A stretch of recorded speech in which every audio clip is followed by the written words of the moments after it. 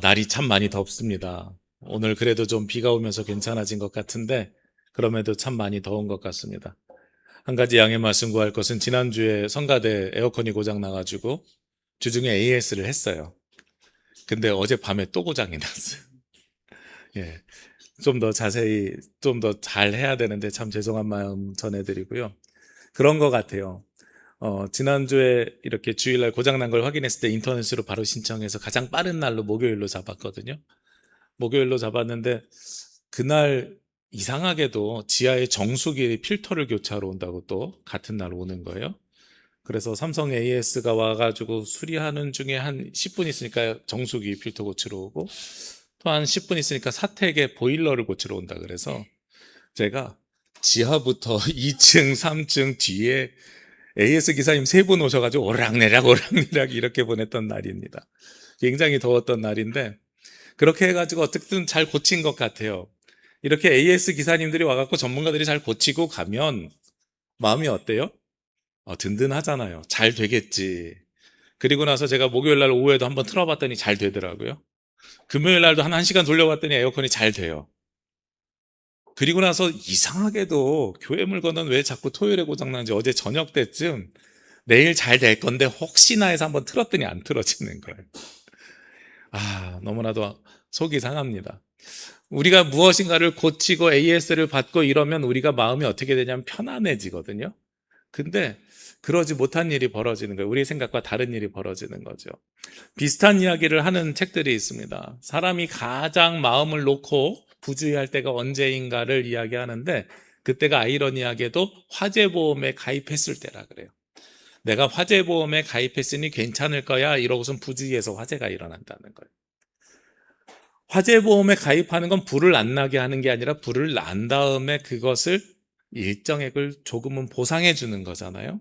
그런데 사람들이 가지고 있는 생각이 괜찮을 거야 라고 생각하면서 부주의하게 생각하고 있다는 겁니다. 우리가 무엇에 지금 속해 있고 우리가 어떤 방향으로 가고 있는지 내가 누구에 의해서 지배를 받고 있는지가 되게 중요합니다. 어떤 의식을 가지고 살아가는지가 우리 인생에 너무도 소중하고 중요하다는 이야기입니다. 오늘 성경 말씀에 보면 15절 말씀에 그런즉 어찌하리요 우리가 법 아래 있지 아니하고 은혜 아래에 있으니 죄를 지으리요 그럴 수 없느니라 이렇게 이야기하고 있어요. 두 가지를 비교하고 있습니다. 어디에 있는 것이요? 죄 아래에 있는 것과 은혜 아래에 있는 것. 그러면서 은혜 아래에 있다고 이야기하는 것에 대해서 우리가 착각할 때들이 많이 있습니다. 무엇을 착각하냐면요. 그래, 우리는 은혜 아래에 있으니까 이제는 더 이상 죄인이 아니야. 그래서 죄를 지어도 괜찮아. 이렇게 생각하기 쉽다는 거예요. 보험에 가입했으니까 난 아프지 않을 거야. 라고 착각하는 것과 비슷한 모습입니다. AS를 받았으니까 다시 고장나지 않을 거야. 라고 생각하는 것과 비슷하단 말이죠. 왜 이런 일들이, 이런 착각이 벌어질까요? 우리가 너무나도 쉽게 마음을 놓아버리기 때문에 그래요. 오늘 사도 바울은 여기에 대해서 지적하고 있습니다. 은혜 아래에 있다 그래서 이게 만병통치약이 아니야 라고 이야기하는 겁니다. 이런 논리를 가지고 있는 이단 종파가 있어요. 우리가 기쁜 소식 선교회라고 하는 데가 있는데 진짜 기쁜 소식 선교회가 아니에요. 박옥수 계열의 구원파입니다. 이들이 이 구절을 가지고선 잘못 해석을 해가지고 어떻게 이야기하냐면 당신은 이미 죄 아래에 있지 아니하고 법 아래에 있지 아니하고 어디에 있다고요? 은혜 아래에 있으니 구원받았으니 앞으로 무슨 죄를 짓든 그래서 무슨 잘못을 하든 당신은 하나님의 자녀야. 여기에는 뭐가 빠져 있어요? 앞으로도 우리가 죄를 지을 수밖에 없는 연약한 사람인데 그럼 그 죄를 지었을 때 우리는 어떻게 해야 돼요? 회개를 해야 되거든요. 기독교의 가장 기본적인 교리는 물론 성경에서는 예수 그리스도의 일회적인 십자가로 말미암아 우리가 구원함에 이르게 되었다고 말씀하고 있지만 우리의 삶은 어때야 된다고 이야기하냐면 성화되어져 가야 되거든요. 우리가 예수 그리스도로 말미암아서 죄사함을 받았는데 그럼에도 불구하고 우리는 연약해서 어떻게 돼요? 죄를 지을 수밖에 없는데 그럼 또 회개하고 주님 앞에 나가고 이것을 계속 반복하면서 주님 앞에 한 걸음씩 나아가는 걸 뭐라고 하냐면 성화되어져 간다. 그런데 성화되어져 가는 게 아니라 일하는 교리는 어때요? 이미 너는 죄사함 받았고 세례 받았으니 끝난 거야. 그러니까 죄를 짓는 사람 입장에서는 어떻게 돼요? 마음이 너무나도 편안하죠. 마음의 안정을 갖게 돼요. 이런 착각을 하는 거예요. 초대교회도 로마교회에서 비슷한 일이 벌어졌습니다. 법 아래 있는 사람과 은혜 아래 있는 사람, 우리는 더 이상 율법의 사람이 아니라 예수님을 믿고 은혜 아래 왔으니까 우리는 괜찮지 않아? 그랬는데 거기에 대해서 뭐라고 사도 바울이 또 이야기하냐면 16절 말씀에 너희 자신을 종으로 내어주어 누구에게 순종하든지 그 순종함을 받는 자의 종이 되는 줄을 너희가 알지 못하느냐. 혹은 죄의 종으로 사망에 오르고 혹은 순종의 종으로 의에 이르느니라. 말씀이 복잡한 것 같은데 굉장히 단순합니다. 우리의 마음을 누가 지배하고 있느냐? 죄가 지배하고 있느냐? 순종이 지배하고 있느냐? 악이 지배하고 있느냐? 의가 지배하고 있느냐? 이렇게 이야기하면 우리 다 누구라고 얘기해요? 의가 지배하고 선이 지배합니다. 이렇게 이야기하지만 실제로 우리의 삶이 진짜 그러느냐라고 물어보고 있는 거예요. 머리와 몸이 따로 노는 것에 대해서 질문하고 있다는 겁니다. 우리가 믿음의 끝말잇기 말씀을 쭉 하면서 계속해서 이제 두 글자로 제가 말씀을 끝말잇기를 하는데 처음에 뭘로 시작한다 그랬어요? 항상 복음으로 시작한다 그랬죠. 예수 그리스도를 믿는 믿음으로 말미암아서 된다고요. 그럼 복음인데 복음에는 뭐가 있어요? 두 번째 음성이 있죠. 그 음성을 통해 음성에서 뭘 들으라 그랬어요? 하나님의 세미한 음성을 들으라고 말씀드렸죠. 그 하나님의 세미한 음성은 어디에 있습니까? 성경에 있어요. 성경 말씀을 잘 따라서 살아야 되는데 그럼 그 성경 말씀을 어떻게 해야 된다고요? 경청해야 된다고요. 경청은 말씀을 듣는 데서 끝나는 게 아니라 어떻게 해요? 잘 듣는 것인데 경청 다음에 뭘 하라 그랬어요? 청종. 청종은 듣는 데서 멈추는 게 아니라 따라가는 데 있다 그랬어요. 그럼 오늘은 그 다음에 청종 다음에 뭐예요? 종복이에요. 야, 난 우리 교인들이 이렇게 지난 설교를 잘 기억하는 줄 몰랐어요. 계속해서 이 끝말잇기 설교를 해야 되나 요즘 고민이 될 만큼. 말씀이 이렇게 순서로 쭉 맥이 흐르면서 이어가잖아요. 청종은 말씀을 따르라는 얘기인데 종복은 뭐냐면 그 말씀을 잘 따르되 어떻게 따라야 되냐면 종이 되어서 따르는 거예요. 이 종자가 아니고요. 이 종자는 그대로 따를 종자입니다. 따르는데 복자가 종복자예요. 그래서 내가 누구의 종인지가 되게 중요하다라는 걸 이야기하고 있는 겁니다. 누구의 종인지에 따라서 누구를 따를지가 결정나잖아요. 이게 바로 어느 말씀이에요? 오늘 16절 말씀이라는 거예요. 우리가 순종의 종이 될지 아니면 악의 종이 될지 죄의 종이 될지를 결정하라는 거예요. 우리의 정체성에 따라서 누구를 따라갈지가 결정된다는 겁니다. 제가 어렸을 때 그 주일날 예배 끝나면 저녁에 일요일 밤에 이런 코미디 프로그램 하잖아요. 그 프로그램 중에서 항상 기억에 남아가지고 어린이 설교할 때 가끔 쓰는 게 있는데 뭐냐면 제 기억으로는 서경석이라는 개그맨이 나오는 이렇게 코로 화살 이렇게 촉촉촉촉 쏘는 그 개그맨이 나오는 걸로 알고 있는데 그 친구가 무언가를 하려고 하면 옆에 둘이 나와가지고 얘기를 해요. 한 사람은 천사처럼 나와서 또 한 사람은 악마처럼 나와서 예를 하나 들면 엄마가 심부름하라고 100원을 주셨는데 가가지고 심부름하고 나오는 50원을 가지고선 내가 내 마음대로 먹을 거 사 먹어야 될지 말아야 될지 고민을 하고 있으면 옆에서 악마가 나와서 그러는 거죠. 괜찮아. 그 돈 갖다 줘봐야 어차피 너한테 다시 용돈으로 줄지 몰라. 네가 이랬으니까 심부름 값이 필요한 거 아니야? 괜찮아. 써도 돼. 그럼 그 옆에서 천사 역할하는 사람이 나와서 뭐라 그래요? 아니야. 넌 착한 아이잖아. 엄마 말을 들어야지. 이렇게 이야기해요. 그럼 또 옆에서 괜찮아. 이렇게 이야기해요. 우리 마음속에 이런 양가 감정이라는 게 항상 있어요. 저는 이런 그 속삭임을 자주 받을 때가 있거든요. 언제 있냐면 자고 잠에서 깰 때 막 알람이 울리잖아요. 이불에서 일어나야 되는데 알람이 6시로 맞춰놨다고 가정해 봅시다. 막 알람이 울려요. 근데 요즘은 핸드폰 알람이니까 옛날처럼 따로 울리면 한번 딱 끄면 끝나는 게 아니라 핸드폰 알람이니까 그 알람을 보통 어떻게 맞춰놔요? 6시에 못 일어났을 경우를 대비해서 6시 5분, 또 5분에 못 일어났을 경우에서 10분 이러잖아요. 처음에 울린 알람에 딱 눈 뜨면 편한데 그 알람에 못 뜨면 어떻게 돼요? 잠이 들어버리는 거죠. 근데 그것까지는 괜찮아요. 그럼 5분에 일어날 수 있어요. 근데 뭐 하면 못 일어나냐면 타협하면 못 일어나요. 6시 딱 눈 떠가지고 알람을 보고 5분에 울릴 거야. 그래서 일단 꺼놓고 잠깐 눈을 감잖아요. 그러면 5분 뒤, 10분 뒤가 아니라 언제 일어나게 되면 1시간 뒤에 눈 떠지게 되는 거예요. 저도 모르게 이렇게 깜짝깜짝 하게 돼요. 이게 누구에게 지는 거냐면 사실은 게으름에게 우리가 지는 겁니다. 게으름에게 지는 거예요. 우리에게 똑같이 음성이 이야기하거든요. 일어나야 돼 라고 이야기하는데 내 마음속에는 뭐가 움직여요? 조금 더 괜찮아 하는 것이 움직이고요. 그리고 내 머리로는 일어나야 돼 하는데 이 둘이 계속해서 싸우는 거죠. 머리와 마음이 싸우면서 우리가 머리가 이기는 사람이 있고 마음이 이기는 사람이 있고 이 다툼을 계속하고 있는 겁니다. 그런데 이것을 영적으로 보면 그냥 머리와 마음의 싸움이라고 이야기하는 게 아니라 하나님의 말씀에 따라서 살아갈 것이냐 아니면 하나님의 말씀에 따르지 않을 것이냐. 기독교에서 이야기하는 죄라는 것은 무엇이 죄라 그랬어요? 누군가를 때리고 악한 말하고 이런 자범죄도 죄지만 그보다 더 중요한 죄는 원죄라고 말씀드렸어요. 하나님의 말씀을 듣지 않은 죄, 듣고도 따르지 않은 죄예요.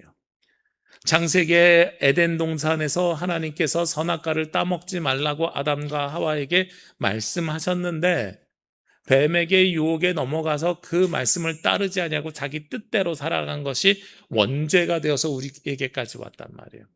그러니까 여기에서 죄에게 종이 된다는 것은 하나님의 말씀에 따르지 아니하고 누구의 뜻대로 살아가려는 나의 뜻대로 살아가려고 하는 모습이냐 아니면 하나님의 말씀에 순종하려고 하는 것이냐. 종복이라고 하는 것은 내가 누구를 따를 것인가 누구의 종이 될 것인가 라는 질문이거든요. 누구의 종이 될 것인가 라는 질문에 내 뜻대로 살아가는 것에 종이 될 것이냐 하나님의 뜻대로 살아가는 데 종이 될 것이냐 그것이 죄의 종이냐 순종의 종이냐로 바뀌게 되는 겁니다. 즉 내 인생 내 삶을 누가 지배하고 있느냐 하나님께서 지배하시느냐 나 스스로 지배한다고 착각하고 살아가느냐. 그런데 아까 15절 말씀에 제가 뭐라 그랬어요? 우리가 은혜 아래에 있다고 생각하고 있다 그랬잖아요. 우리는 교회에 다니고 있다고 해서 모두가 다 하나님의 말씀에 순종하고 있다고 착각하고 살아갈 수 있다니까요. AS를 받았으니 다시 고장이 나지 않는다고 착각하면서 살아가고 있다니까요. 그런데 우리는 늘 은혜 아래에 살아가고 있는 사람들은 늘 어떤 마음이 있어야 되면 경계하는 마음을 가지고 있어야 돼요. 내가 하는 모든 일이 지금 하고 있는 이 일이 하나님의 뜻에 맞는 것인가 틀린 것인가를 경계하셔야 되는 겁니다. 그게 내가 내 정체성을 지켜나가는 일입니다. AS를 받았다고 해서 고장이 절대로 안 난다? 절대로 그러지 않아요. 시간이 지나면 또 AS를 받아야 되고요. 고장이 나야 돼요.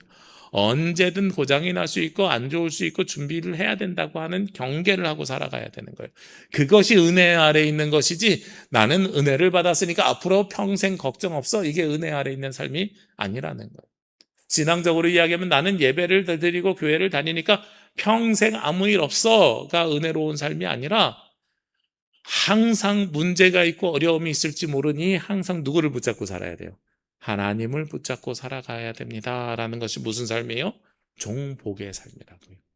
내가 하나님의 종임을 기억하면서 살아가는 삶이라고요. 이러한 삶이 어떻게 살게 됩니까? 오늘 17절 말씀에 보니까 사도 바울은 이렇게 고백합니다. 하나님께 감사하리로다. 무엇을 감사하냐면 너희가 본래 죄의 종이더니 너희에게 전하여 준 바 교훈의 본을 마음으로 순종하여 죄로부터 해방되어 의에게 종이 되었느니라. 사도 바울이 감사하는 것은 무엇이냐면 우리가 본래 누구의 종이었다고요? 죄의 종이었는데 의의 종으로 바뀌게 되었다고요. 어떻게 바뀌게 되었을까요? 이 당시 로마 교회 사람들의 가지고 있는 생각으로 우리가 돌아갑시다. 지금 우리의 관점이 아니라. 왜 사도 바울이 이렇게 표현했을까? 당시의 사람들은 기독교인들보다 누가 많았어요? 유대교인들이 많았어요. 유대교인들은 무엇에 따라서 살아가냐면 율법에 따라 살아가고 있어요. 그래서 당시의 기독교인들도 예수님을 믿는다고 하면서도 무슨 습성을 버리지 못했냐면 율법에 따라 살아가는 습성을 버리기가 쉽지 않았다는 거예요. 우리가 대한민국에서 살아가고 있잖아요. 그러면 이 대한민국만이 가지고 있고 이어온 전통과 문화라는 게 있어요. 그래서 그 전통과 문화를 내어버릴 수가 없어요.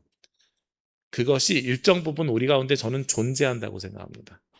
그런데 개인적으로는 거기에 아직도 교회에 남아있는 것 중에 하나가 뭐냐면 상하 수직적인 관계라고 저는 생각을 해요. 교회는 원래 높고 낮음이 없고 직분의 격차가 없어요. 목사나 장로님이나 권사님이나 집사님이나 성도님이나 모두가 높고 낮음이 없어요. 그런데 한국은 이 유교 문화를 그대로 교회 안에 가지고 온 것 중에 하나가 수직적인 계급 문화예요. 이건 뭐 꼭 교회뿐만 아니라 어디서든 그러죠. 우리가 대화하다 보면 그런 이야기 하잖아요. 한참 얘기하다가 그런데 연배가 어떻게 되세요? 이렇게 이야기하잖아요. 그 연배를 물어보는 건 뭐 때문에 물어봐요? 누가 윗사람인지 아랫사람인지 구별하려고 물어보는 거잖아요. 지난 7월 말에 남원에 있는 한 교회에서 제주로 수련회를 왔어요. 우리 박정남 권사님, 김선장님이 운영하는 숙소에서 거기서 전교인 수련회를 했는데 오신 목사님을 제가 찾아뵈려고 이렇게 인사하러 갔거든요. 갔더니 성은교회 그 황인생 목사님도 와 계시더라고요. 그러면서 거기에 오신 여자 집사님 한 분이 계시는데 지금은 지역아동센터 뭐 이렇게 센터를 운영하시는데 원래 신학을 공부해서 황인생 목사님이 목회하실 때 거기 전도사님으로 같이 계셨다는 거예요. 그리고 황인생 목사님 먼저 가시고 셋이서 식사를 하게 됐어요. 식사를 하고 있는데 한참 이야기를 하다가 그 여자 집사님이 저에게 슬쩍 물어보시는 거예요. 목사님, 혹시 황인생 목사님하고 나이 차이가 어떻게 되세요? 목사님 몇 살이세요? 이렇게 직접 물어보기 어려우니까 황인생 목사님 나이는 알고 있으니까 나이 차가 어떻게 되세요? 이렇게 우회해서 물어본 것 같아요. 그래서 제가 한 4년 아래입니다. 그랬더니 깜짝 놀라시는 거예요. 그래서 제가 더 들어 보이죠? 그랬더니 아니요, 그건 아니고요. 그러면 50 되신 거예요? 그래서 예, 만으로 50, 우리나라로 50 하나입니다. 그랬더니 저랑 갑이시네. 바로 이렇게 되시더라고요. 근데 그런 대화가 우리나라에서 되게 일반적인 대화예요. 어려운 대화가 아니에요. 근데 이렇게 일상적으로 대화를 하는 이유가 뭐냐면 우리 마음속에 뭐가 있냐면 이 유교적인 문화가 있어서 자꾸 위냐 아래냐라는 걸 구별하려고 해요. 외국에선 그런 거 없잖아요. 그죠? 제가 미국에 있는 목사님과 집사님들이 한국에 올 때마다 안내하는 일을 한 10년 정도 했었거든요. 수원에 있을 때, 경기도에 있을 때, 미국에 있는 커네티컷 컨퍼런스랑 연계해가지고 한국에 올 때마다 제가 가이드를, 특히 서울 투어를 제가 했었어요. 그래서 인사동, 종로, 남산타워를 제가 1년에 한 번씩 매년 갔었거든요. 근데 그때 오셨던 분 중에 한 분이 한국인 교포 1.5세인데 중학교 때 가신 분인데 그분이 그런 이야기를 하는 거예요. 자기가 디큰인데 집사인데 거기는 회중교회라서 장로님이 없어서 한국으로 얘기하면 장로님과 같은 개념인데 본인은 임기가 끝나면 다 성도로 돌아간다고. 그런데 한국 교회는 참 이해가 되지 않는다고. 왜 집사님들한테 얘기하면 장로님한테 물어봐야 되고 당회가 결정해야 되고 이래야 되냐고. 우리는 임기가 끝나면 다 성도로 돌아가고 다시 또 뽑힌 사람들이 하는데 이런 이야기를 해요. 그러면서 미국 문화하고 한국 문화 너무 달라요. 이렇게 이야기를 하세요. 제가 미국 사람들이랑 이렇게 잘 통화하는 게 아니고요. 한국인 2세라서 이렇게 잘 통하는 겁니다. 근데 아무튼 그렇게 했는데 그러면서 그분이 이야기하는 게 왜 한국에는 교회 안에도 계급이 있어요. 근데 제가 그런 질문을 많이 받아요. 특히 군대에서 조직 생활을 했거나 공무원을 했거나 아니면 대기업을 다녔었던 분들일수록 교회를 어떻게 보냐면 장로님 되고 당회가 되는 게 회사로 얘기하면 이사회 아닙니까? 저한테 이렇게 얘기하신 분들 계셨어요. 이사회 아닙니까? 담임 목사님과 장로님들이 결정해 주셔야 그 밑에 권사님과 집사님들이 따라가는 것 아닙니까? 아니에요. 교회는 그런 구조가 아니에요. 제가 이 말씀을 드리는 이유가 이게 우리가 가지고 있는 문화적인 것들이란 말이에요. 근데 당시에 그러면 반대로 같은 개념으로 반대하는 같은 개념으로 당시에 로마 교회는 어떤 관점이 셌다고요? 유대인적인 관점이 있었어요. 유대인적인 관점은 무엇에 따라서 구원을 받는다고 하는 거냐면 율법을 다 잘 지키면 구원에 이른다고 하는 거예요. 유대인들이 가지고 있던 율법은 613가지입니다. 하지 말아야 될 율법이 몇 가지라고요? 율법 가운데 하면 안 돼라고 써 있는 율법이 365개예요.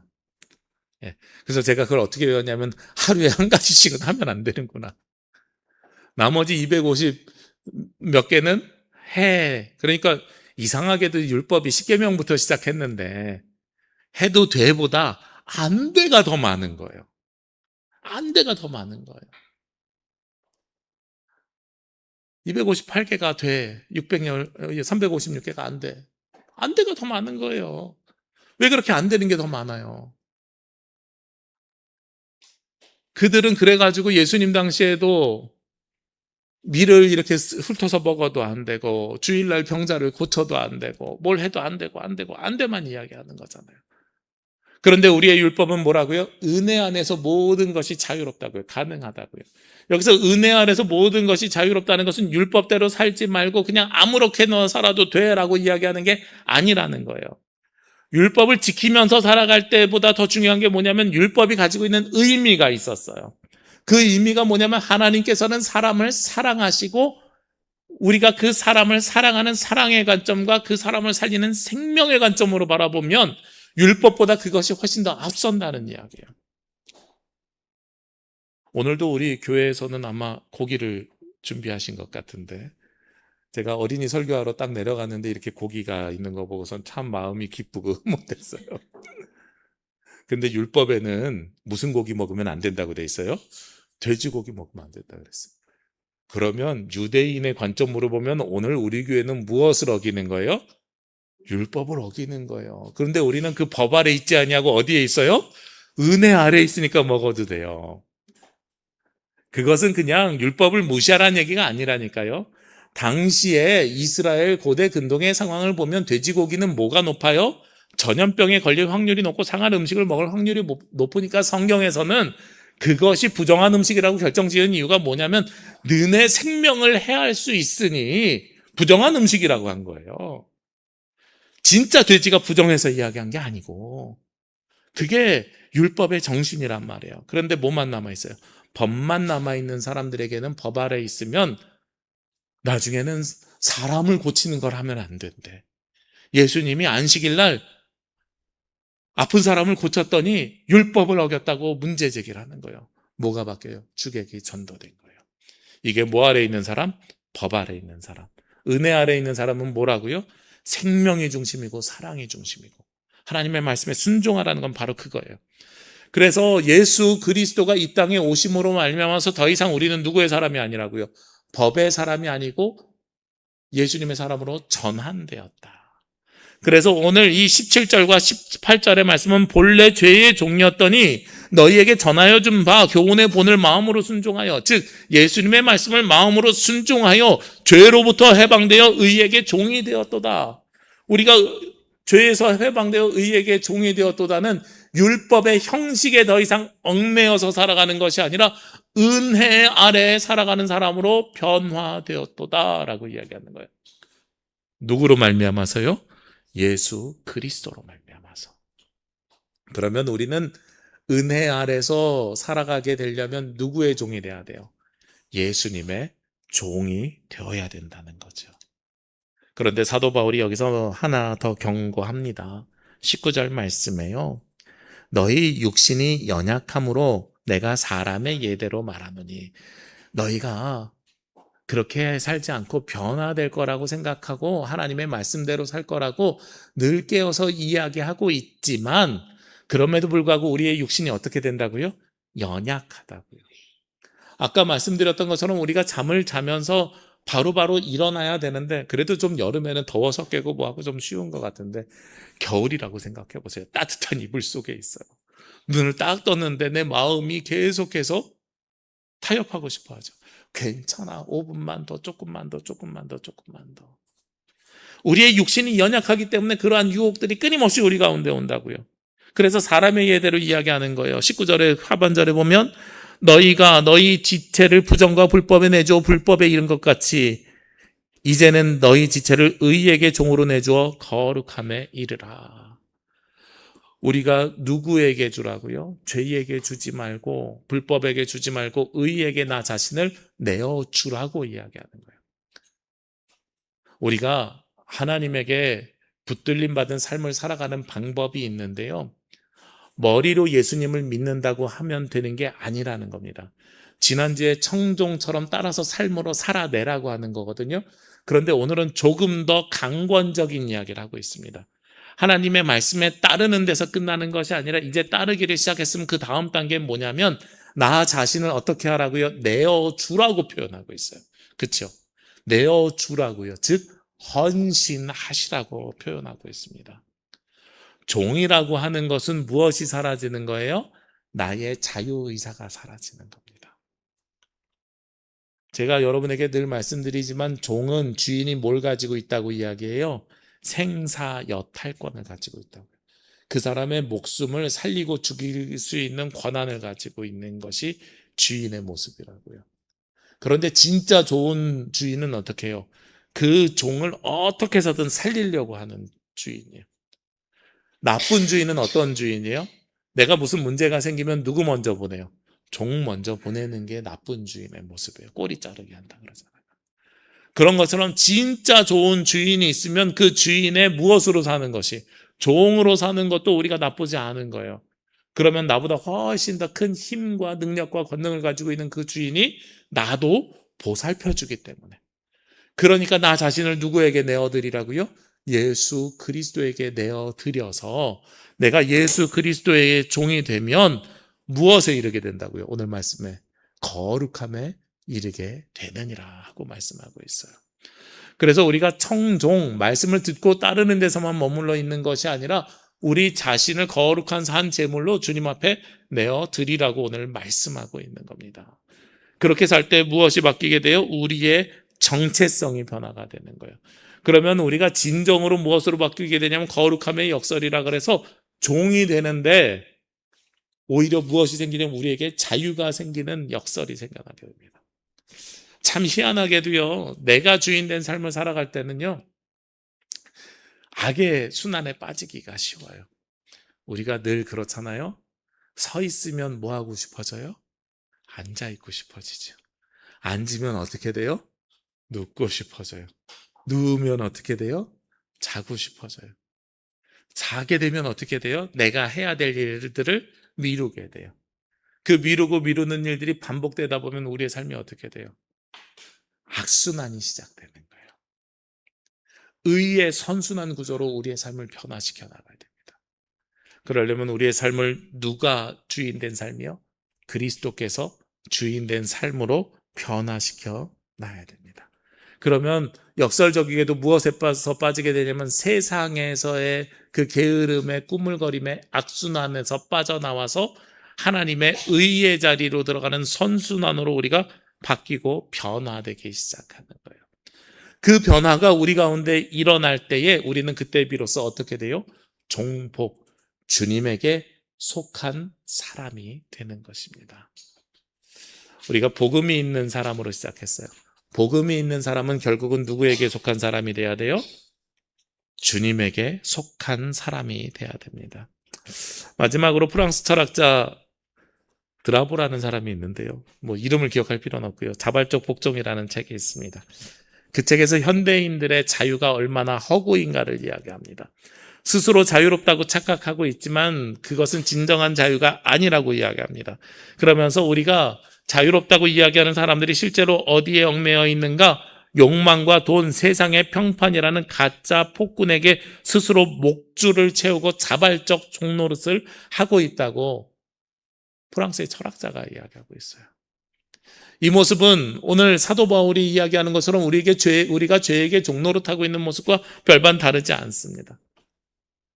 그러기에 우리는 그것을 선포하는 겁니다. 은혜 아래에 있는 것. 근데 제가 은혜 아래 있을 때 항상 뭘 하라 그랬어요? 경계하셔야 됩니다. 은혜 아래 한 번 들어갔다고 해서 되는 것이 아니라 끊임없이 예수 그리스도가 나의 주인임을 의식하고 기억하고 내 삶의 모든 갈림길 속에서 주님 앞에 물어보고 그리고 주님의 뜻에 따라서 살아갈 때에 우리는 그때에 비로소 거룩한 사람으로 변화되는 것입니다. 그러면서 맨 마지막에 20절에 너희가 죄의 종이 되었을 때는 의에 대해서 자유로웠지만 이제는 의의 종이 되어서 무엇으로부터 자유로워요? 죄로부터 자유롭게 되느니라. 우리가 예수 그리스도 앞에 나 자신을 드리는 헌신을 감당해 나가실 때 죄로부터 자유로워지고 의의 종이 되어 하나님의 사람으로 그리스도의 사람으로 살아가는 저와 여러분이 되시기를 주님의 이름으로 기도합니다. 함께 기도드리겠습니다.